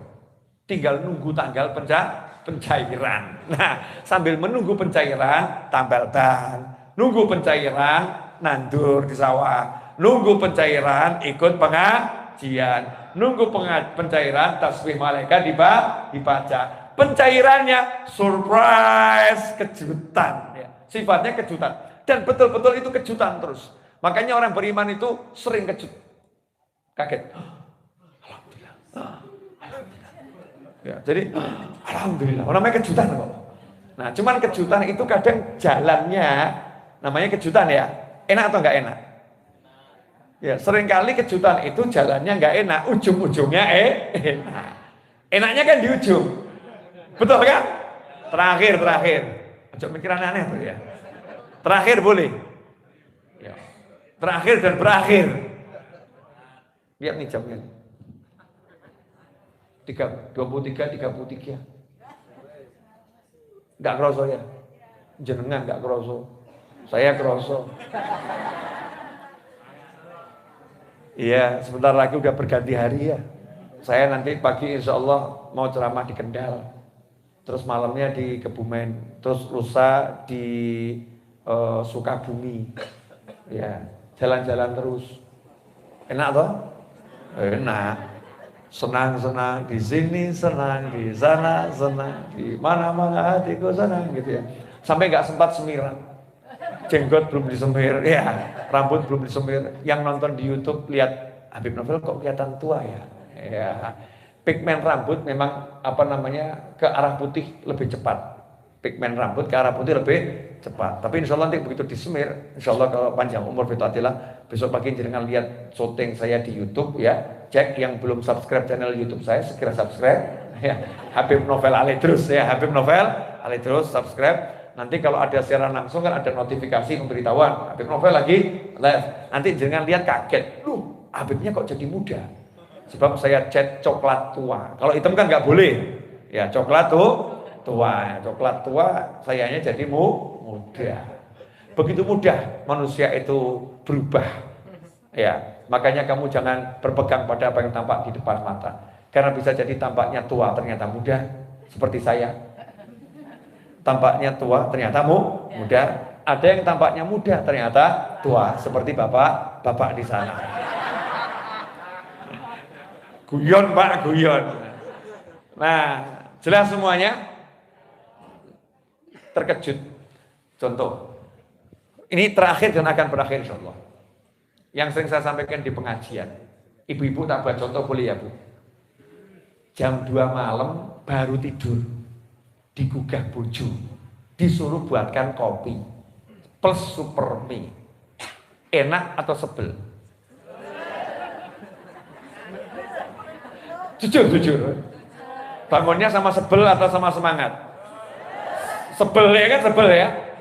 Lagi turu tidur ganggu gak iso delok wong turu gitu kan ya. Gak bisa lihat orang tidur dibangunkan gini. Sama grundel. Biasa, grundel ngomel ya. Ini kan ngomel ya pegel tapi ya sayang gitu kan, nyatanya bangun toh. Terus peteng lampunya mati. Lampunya mati nang apa? Pulsane entek urung tak bayar. Wong lanang yo nang genah, tuku pulsa lali. Udah, handphonenya jadikan center. Sama sekarang handphone ya, nggak pakai tintir handphone, HP-nya itu ke dapur gitu kan, ke dapur. Mati sisa handphonenya, baterai entek. Lagi mati kabeh. Ya wes tak gandeng ning dapur golek anu lilin. Ya. Begitu sampai di dapur, tiba-tiba lampunya murup. Ternyata anak cucu mantu kumpul ngomong surprise.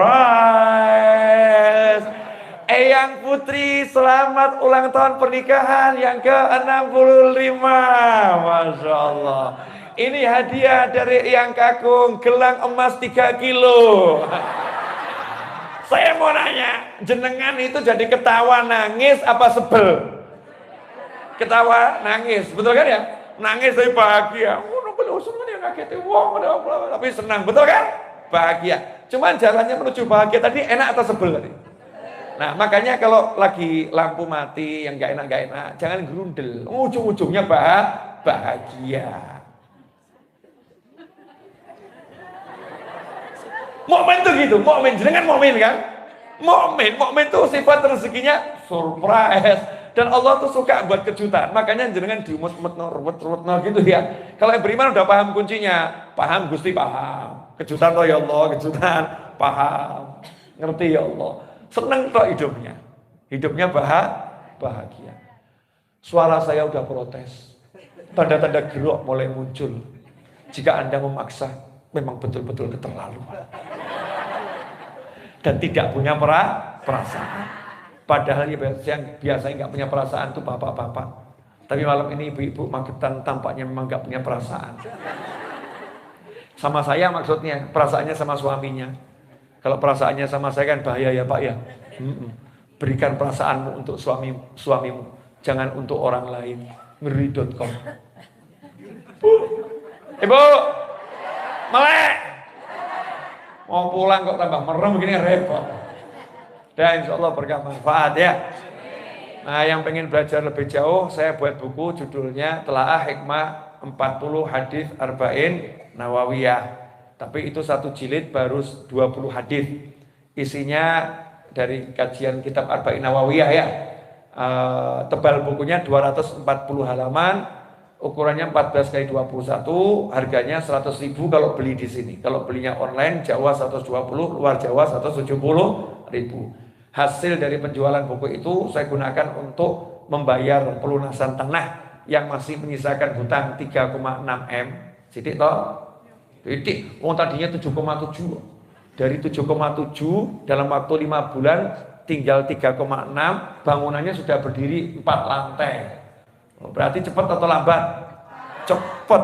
Makanya nggak usah bingung, nyantai saja, obah terus, ngakak, seneng, bahagia, teh panas, susu, macam-macam ini kan. Bahagia, ujung-ujungnya ya selesai. Nah, insya Allah gitu. Yang berminat nanti beli, itu hasilnya untuk pelunasan tanah, pembangunan majelis, dan berbagai kegiatan yang lain. Sehingga harga bukunya tetap sama, duitnya ya tidak berkurang karena diganti dengan benda yang senilai, cuman pahalanya lebih dari duitnya. Karena pahalanya membeli tanah 1000 meter plus bangunan 4 lantai dan berbagai kegiatan lainnya, berarti unlimited. Ya berarti unlimited. Nanti yang berminat bisa ketemu Ustadz Iis di pojok sana sama Mas Suroto itu di situ. Ustadz Iis malam ini ikut. Ya, ibu-ibu kalau ada ya, anaknya yang mau nikah, itu dua-duanya masih jomblo. Insya Allah. Yang satu Ustadz 12 tahun dulu nyantrinya, di saya juga sambil nyantri, sambil saya suruh ngajar. Yang satu ya Ustadz juga bukan, santri nggak jelas gitu ya. Tapi baik, anak yang bekti sama orang tua dan bekti sama saya, walaupun kadang-kadang baik ya anak-anak baik. Yang berminat silahkan di pojok sana, orangnya maupun bukunya. Ya, orangnya maupun bukunya. Ya Pak ya, zaman sekarang cari calon mantu yang genah tuh ya rodok was-was tuh ya.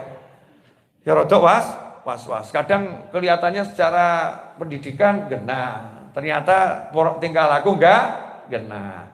Itu kalau dua-duanya ya pendidikan genah, tapi pendidikan yang satu pondok ya kan, yang satu sekolah lulusan SMA, kemudian disekolahkan dulu kerja di satu perusahaan. Tapi saya suruh keluar. Daripada kerja sama mereka, kerja aja sama saya. Nggak, kerjanya apa? Jalan-jalan. Pengajian. Saya suka soalnya, daripada dipek sama orang nggak jelas untuk pekerjaan yang hasilnya segitu, lebih baik ngurusi pengajian manfaat. Sudah, terima kasih. Wa'afu minkum. Saya minta maaf yang banyak, semudah-mudahan barokah.